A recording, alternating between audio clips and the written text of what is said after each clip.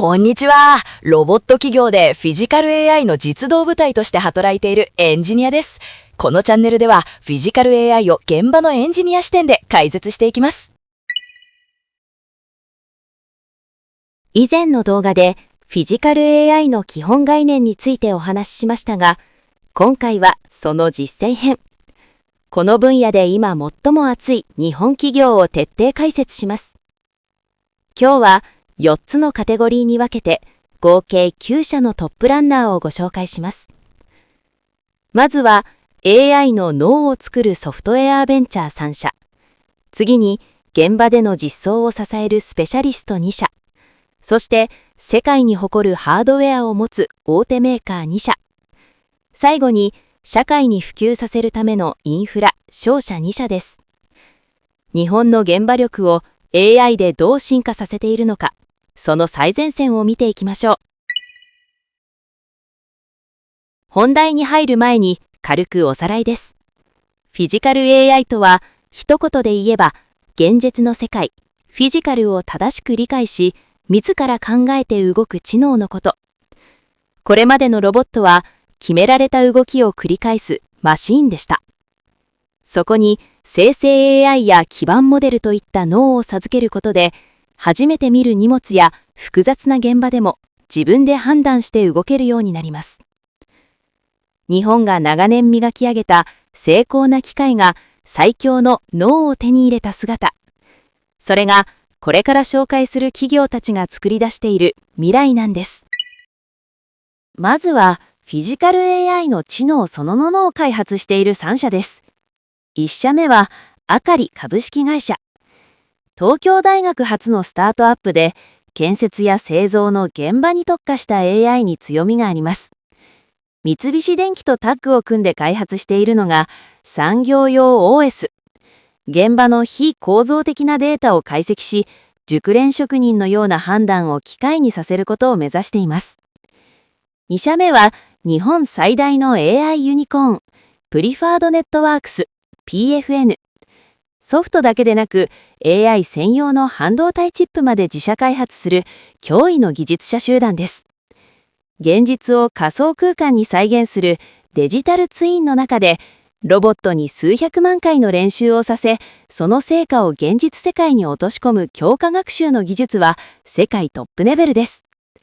3社目は九段。ここは空間認識のプロ。ロボットが自分がどこにいて周りがどうなっているかを把握するための人工知能の目を提供しています。カメラやセンサーだけで正確な地図をリアルタイムに作る技術は自律走行に欠かせないインフラです。続いて AI を現場の機械に実装する2社をご紹介します。まずは株式会社無人。ロボット導入の最大の壁だった複雑な設定作業を不要にするティーチレスコントローラーを開発しました。物流倉庫でバラバラな荷物が来ても AI が瞬時に最短ルートを計算してつかみ上げる。日本の物流インフラを根底から支えています。そして株式会社フィンガービジョン。彼らはロボットに触覚を与えています。カメラベースの特殊センサーによりロボットが滑りや硬さを感じ取れるようになります。これにより、卵の盛り付けや精密部品の組み立てといった繊細な作業も AI が可能にしています。伝統ある大手メーカーも AI による進化を加速させています。三菱電機は工場の自動化機器 FA 機器に生成 AI を直接組み込んでいます。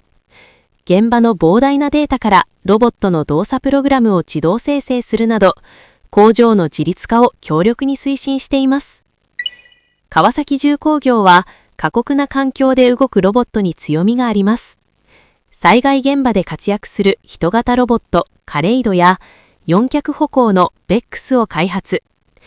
人間が行くのが危険な物理空間で AI 搭載ロボットが自律的に活動する未来を作っています。最後はこれらを社会に流通させる2社です。GMO AI& ロボティクス商事はメーカーの枠を超えてロボットを統合管理し、導入支援や機金融、保険までセットで提供するロボットの総合商社です。